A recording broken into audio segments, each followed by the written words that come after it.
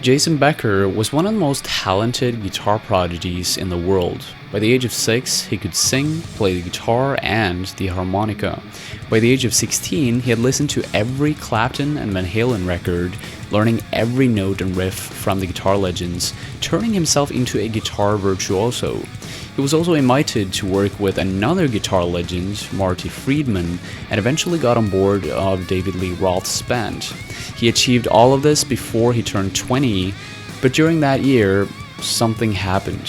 He was diagnosed with ALS, making it slowly but surely impossible for him to pick up the guitar again. But this didn't stop him on his journey to create music though. Let's take a closer look. On the 22nd of July 1969, Jason Eli Becker was born.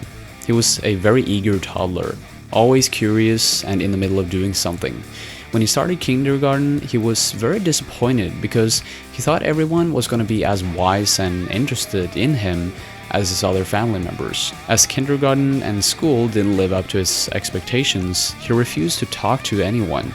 This was, luckily enough, just a phase, and after some time he became more outgoing. Jason and his brother remember their childhood as a very good time in their lives. His parents created great environments for them and always encouraged them to learn and try out new things. Jason got a guitar when he was very little, but despite practicing a bit with his father, he quickly got bored with it.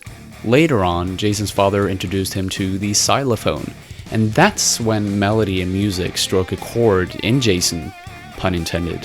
From there, he started picking up the guitar again, and one of the first songs that he learned was a song by Bob Dylan. Now, by the age of 6, he could sing, play the guitar, and the harmonica. And thanks to a quick learning curve, he was very early to participate in talent shows with music inspired by the likes of Clapton and Dylan. Especially Clapton and Van Halen, since he took the time to learn every single one of their riffs and solos to the point where he became one of the youngest guitar virtuosos of the time. It wasn't just the fact that he mimicked some of the greatest guitar players, he also had an intense appetite for practicing. Jason would often fall asleep with the guitar in his hands. He bought a smaller guitar so he could practice in his parents' car, and basically 90% of his early life was dedicated to practicing playing the guitar. When he was just 14 years old, he got more comfortable playing in front of audiences too, and you can see this in his showmanship on stage. He implemented theatrical moves that would make people's jaw drop. The funny thing is that he primarily grew up in a black neighborhood, and the hip thing in music at that time was hip-hop. But Jason didn't feel like he needed to fit in. He loved guitar music so much that he just kept on playing no matter what other people thought. Now, obviously this led him to make a few sacrifices. He lived a more or less secluded life with not too many friends, but he was okay with that. After around 10 years of playing the guitar, Jason decided to learn some music theory. He started getting guitar lessons from Dave Creamer, a man who'd previously played guitar for Miles Davis. He learned a lot of traditional jazz-related chords and progressions that were very new to him, but he kept at it and eventually he learned yet another language in guitar music. At this point, he was also heavily influenced by classical music like Bach, and the blended inspiration of Van Halen, Bach, Miles Davis, and many other artists definitely managed to charm people in the music industry.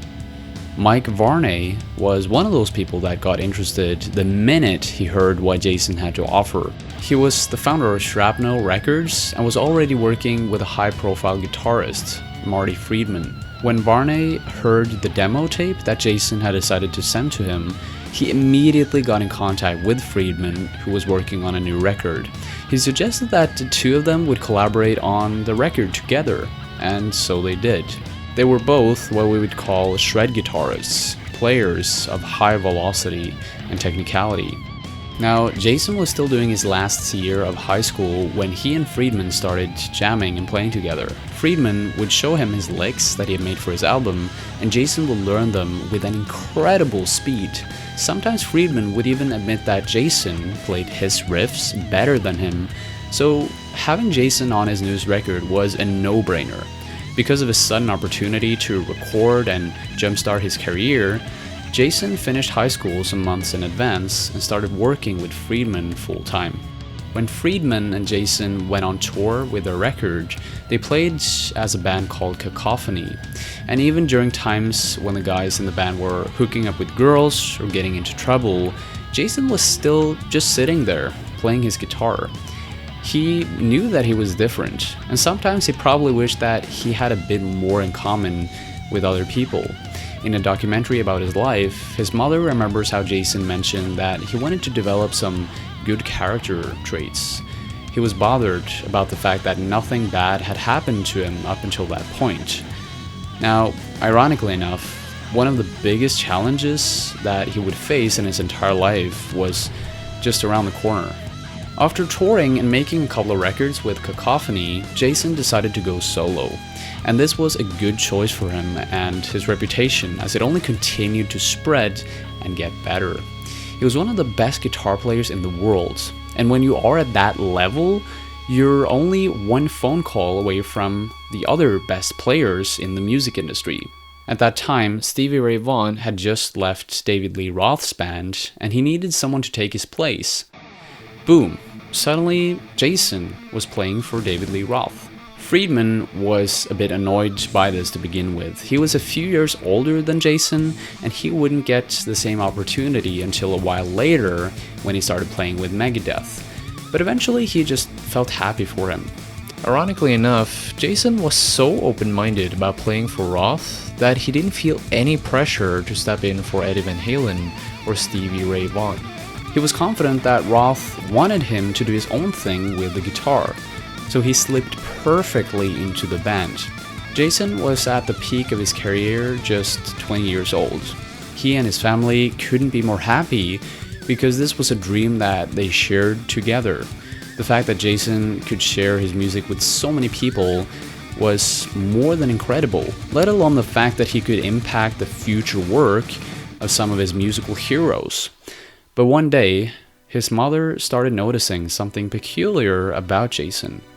He was limping with one of his legs. To begin with, they thought it was a pinched nerve or some damage to one of his leg muscles or tendons due to him having to carry heavy equipment from gig to gig. But as he went to the doctor to take some tests, they very quickly found out that it was a much more serious health issue. He was diagnosed with ALS, a relentlessly progressive disease that leads to the degeneration of the motor nerves and muscles. Almost all cases of this disease leads to death because there's no cure for it at the moment. Jason's doctors said he would have 3 to 5 more years to live. A dramatic turn of events, as you can imagine. Just a complete U-turn from all the success he had just experienced. From here on, he was going in and out from the hospital while working with David Lee Roth in the studio. One day the doctors would drain his spinal fluid, another day they would cut a piece of his flesh. They were continuously doing tests on him, but nothing could help him when he one day started losing the sensations in his fingers and hands. He couldn't even pick up the guitar from that moment onwards. Jason soon talked to Roth and his other band members and opened up about his disease. They all understood that he had to leave, and so he did. He returned home to his parents and had to start a whole new life. Jason's friend and ex-bandmate Marty Friedman called him up several times during this period. He had just gotten the role as a guitar player for Megadeth, which was a job he had dreamed of. They were selling out huge stadiums and concerts, but he felt a little bit guilty for telling Jason about this. He was basically sitting in a wheelchair without the ability to even pick up a spoon. Luckily for Friedman, Jason still had the positive spirit in him to cheer on him and wish him well. But there were certainly times when he felt like his life was ruined. But despite of being depressed and having no hope of being cured, he still wanted to keep on making music. He had tons of ideas in his head, he just needed a way to get them out. Eventually they figured out a way to hook him up to a computer. They used a visor and a sensor on it to move the cursor around on the screen with his head movements. He was also able to click the mouse by dropping his jaw. So this was one way that he could continue going on creating music. Another thing that helped him was the alphabet his father developed. Through a series of specific eye movements, Jason was able to communicate singular letters to put together words. And by doing this, he could order people to select certain notes, scales, and tempos in the software of his computer. Jason is still alive and well today at 49 years old. He is still relying on his parents and friends to take care of him, which has been a topic of concern since Gary and Pat, his parents, are both getting very old themselves. They've described being around Jason as a full-time business. They have to feed him, dress him, groom him, and treat him like their baby. Jason has now become a very spiritual person. He's a workaholic with a tendency to joke around. But more importantly, he's proving that no matter how far you fall, you can still get yourself back up and follow your dreams. This is Jason Becker. The sexiest M.A. man alive.